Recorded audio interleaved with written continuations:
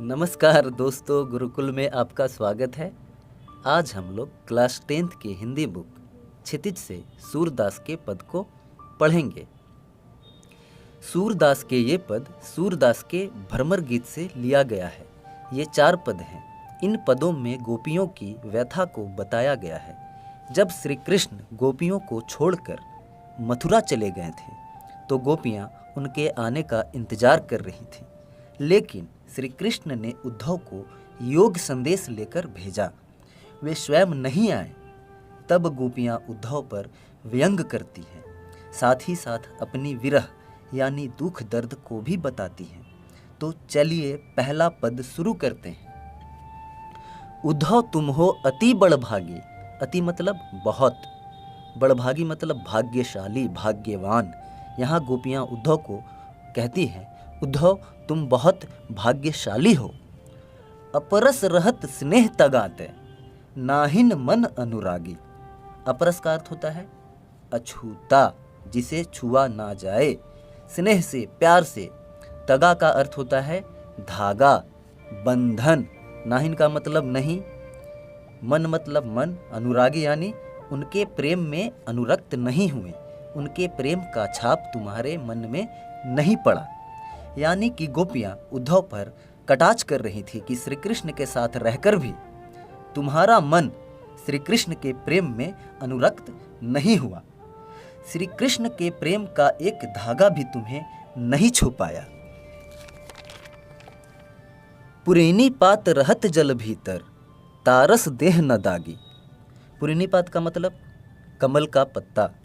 रहत जल भीतर मतलब वो जल के भीतर ही रहते हैं, जल के अंदर ही रहते हैं। तारस देह न दागी। ता मतलब तो भी, रस मतलब पानी, जल, देह मतलब शरीर, न मतलब नहीं, दागी यानी दाग धब्बा। यानी कि कमल का पत्ता जो है वो पानी में रहते हुए भी पानी से निर्लिप्त रहता है, पानी उसे छू भी नहीं पाता। यानी कि उसके शरीर पर पानी का एक धब्बा भी नहीं लगता है। उसी प्रकार तुम श्री कृष्ण के साथ रहते हो, फिर भी तुम्हें श्री कृष्ण का प्रेम छू भी नहीं पाया है।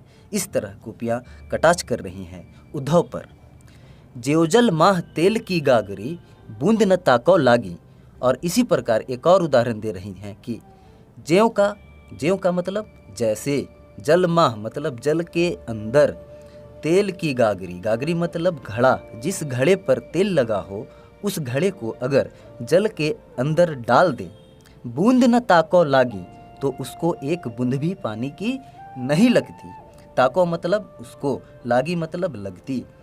बूंद भी उसको टच नहीं कर पाती, छू नहीं पाती। जिस प्रकार तेल से लिप्त घड़े को जल के अंदर डुबाने पर भी उसको जल की एक भी बूंद नहीं छू पाती, उसी प्रकार तुम भी हो, क्योंकि तुम भी श्री कृष्ण के साथ रहते हो, फिर भी अभी तक तुम्हें श्री कृष्ण के प्रेम का अनुभव नहीं हुआ है। प्रीति नदी में पाँव न बोरियो, दृष्टि न रूप परागी। प्रीति नदी मतलब प्रेम की नदी, पाँव यानी पैर, बोरियो मतलब डुबाना, परागी मतलब मुग्ध होना। फिर सूरदास कह रहे हैं, अभी तक लगता है तुमने प्रेम की नदी में, श्री कृष्ण जी के प्रेम की नदी में अपने पाँव नहीं डुबोए हैं, इसलिए तुम्हारी दृष्टि उनके रूप में अभी तक मुग्ध नहीं हो पाई है। यानी कि तुम अभी तक उनके रूप में मुग्ध नहीं हो पाए हो।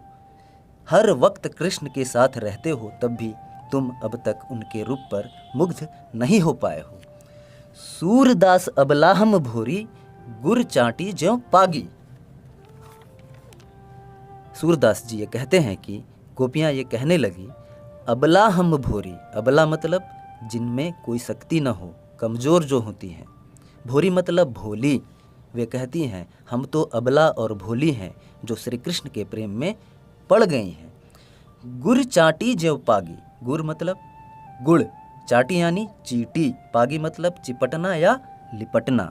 यानी सूरदास, हम जो नारियां हैं, जो स्त्री हैं, वो तो बहुत ही ज़्यादा भोली हैं। हम तो उसी चीटी के समान है जो गुड़ से चिपट जाती हैं या चिपक जाती हैं। उसी प्रकार श्री कृष्ण के प्रेम से लिपटे हुए हैं, हम उनके प्रेम में मुग्ध हैं।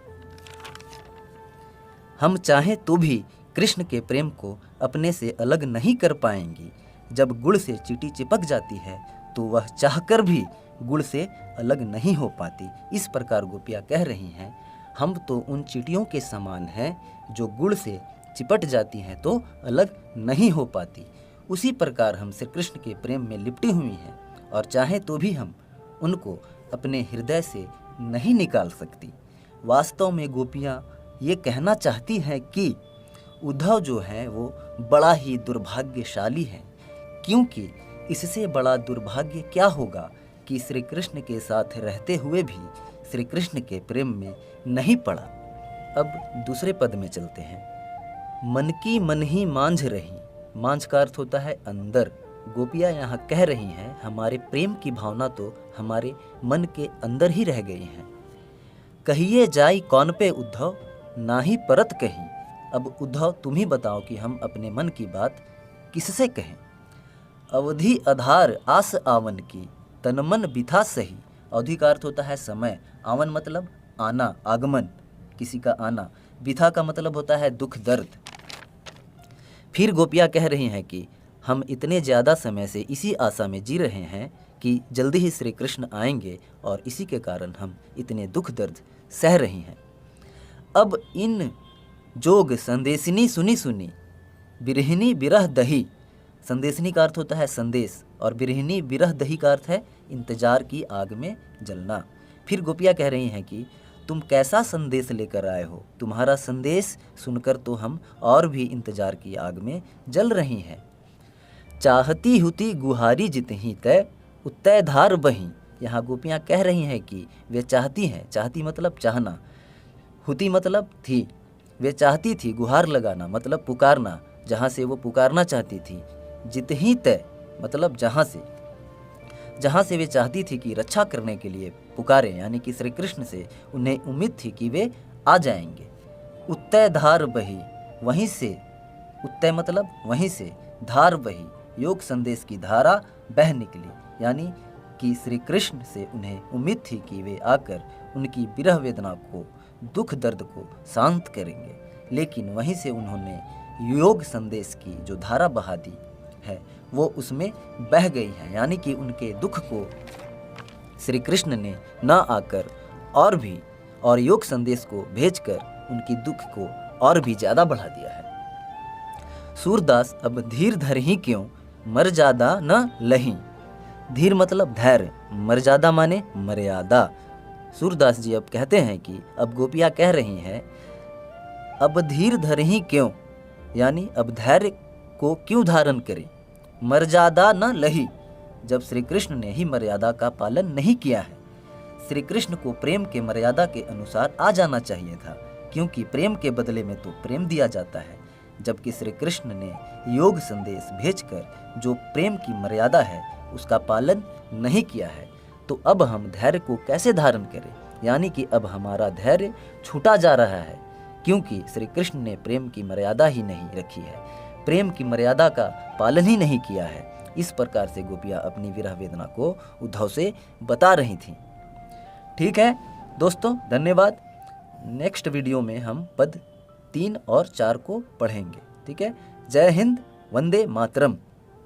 अगर वीडियो पसंद आया होगा तो लाइक कीजिएगा, और अगर किसी भी तरह का प्रॉब्लम होगा तो कमेंट करके ज़रूर बताइएगा दोस्तों। धन्यवाद।